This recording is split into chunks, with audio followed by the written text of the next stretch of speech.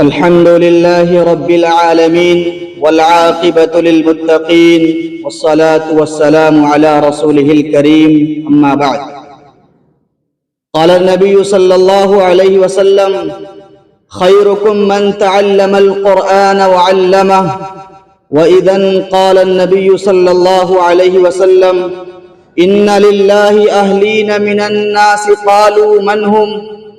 قال: أهل القرآن أهل الله وخاصته، أو كما قال عليه الصلاة والسلام. تمنا ہے کہ اس دنیا میں کوئی نیا کام کر جاؤں، تمنا ہے کہ اس دنیا میں کوئی نیا کام کر جاؤں، خدا توفیق دے تو خدمت اسلام کر جاؤں. کیا فردوس مرحوم نے ایران کو زندہ، کیا فردوس مرحوم نے ایران کو زندہ، خدا توفیق دے تو ہم کرے ایمان کو زندہ. اسٹیج پر جلوہ افروز استاذ محترم اور مہمانان اعظام، عزیزان بزم، میں نے آپ کے سامنے ہم سب کے آقا، ہم سب کے مولا جناب رسول اللہ صلی اللہ علیہ وسلم کی دو مبارک حدیث آپ کی خدمت میں پیش کی ہے. پہلی حدیث میں اللہ کے نبی صلی اللہ علیہ وسلم نے ارشاد فرمایا: خیرکم من تعلم القرآن وعلمہ. تم میں سب سے بہترین انسان وہ ہے جو قرآن کریم کو سیکھے اور قرآن کو سکھائے. دوسری حدیث پاک کے اندر جناب نبی اکرم صلی اللہ علیہ وسلم نے ارشاد فرمایا: ان للہ اہلین من الناس. قالوا من هم؟ قال اہل القرآن اہل اللہ وخاصته. فرمایا اللہ کے نبی نے کہ لوگوں میں سے کچھ لوگ اللہ کے گھر کے ممبر ہیں، اللہ کے گھر سے تعلق رکھنے والے افراد ہیں، اللہ کے خاص لوگ ہیں. حضرات صحابہ کرام نے جب یہ جملہ نبی کی زبانی سنا تو حضرات صحابہ کرام نے سوال کیا: من ہم یا رسول اللہ؟ اے اللہ کے نبی وہ کون افراد ہیں جن کا تعلق اللہ کے گھر سے ہے؟ اس لیے کہ گھر اس کا ہوتا ہے جس کے لیے کوئی خاندان ہو، جس کے لیے کوئی بیوی ہو، بیٹا ہو، ماں ہو، بیٹی ہو.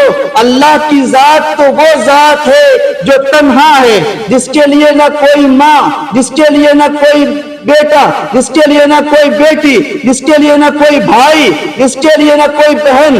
اللہ کی ذات یکتا ہے، اللہ کی ذات واحد ہے. اس کے لیے گھر ہونے کا کیا مطلب ہے؟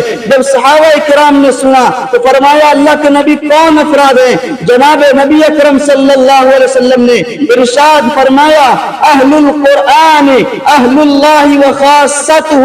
فرمایا قرآن والے، قرآن سیکھنے سکھانے والے، قرآن پڑھنے پڑھانے والے، قرآن سمجھنے سمجھانے والے، یہ اللہ کے گھر کے ممبر ہیں، اللہ کے گھر سے تعلق رکھنے والے افراد ہیں. اور کیوں نہ ہو، اس لیے کہ اس کائنات کے اندر روئے زمین پر اگر کوئی چیز باقی ہے تو اللہ کا کلام قرآن مجید ہے. اور جب اس قرآن سے اگر انسان جڑ جاتا ہے تو انسان رفعت والا بن جاتا ہے، باعزت بن جاتا ہے. اور اس قرآن کریم سے اگر کوئی انسان تعلق پیدا کر لیتا ہے وہ انسان اللہ کے گھر کا ممبر خاص افراد بن جاتا ہے. اور یہ قرآن ہے جس طریقے سے اللہ کی ذات قدیم ہے، اللہ کی ذات ازلی ابدی ہے. اس روئے زمین پر اگر کوئی چیز باقی ہے جس کو کوئی فنائیت نہیں ہے تو اللہ کا پاک کلام قرآن مجید ہے. اس لیے کہ اللہ کی کوئی ابتدا کوئی انتہا نہیں ہے، اللہ کی ذات ازلی ابدی ہے. اسی طریقے سے یہ قرآن، اس کی بھی کوئی انتہا کوئی ابتدا نہیں ہے. اس لیے کہ یہ کلام اللہ کی صفت ہے، جس طرح سے اللہ ہمیشہ سے ہے، ہمیشہ رہے گا، اسی طریقے سے یہ قرآن کریم ہے. جناب نبی اکرم صلی اللہ علیہ وسلم نے فرمایا یہ قرآن کریم اللہ سے نکلا ہوا ہے، اس قرآن کریم سے برکت حاصل کرو. یہی برکت ہے قرآن کریم کی. اگر ہم قرآن کو پڑھتے ہیں ہمیں پڑھنے کا ثواب ملتا ہے. اگر کوئی اس قرآن کو سنتا ہے اسے نہیں پڑھا اس نے لیکن سننے کا اس کو ثواب ملتا ہے. اگر قرآن کو کوئی دیکھتا ہے اسے دیکھنے کا ثواب ملتا ہے. یہی تو برکت ہے قرآن کریم کی. اللہ تعالی ہم سب کو قرآن کریم پر عمل کرنے کی توفیق عطا فرمائے.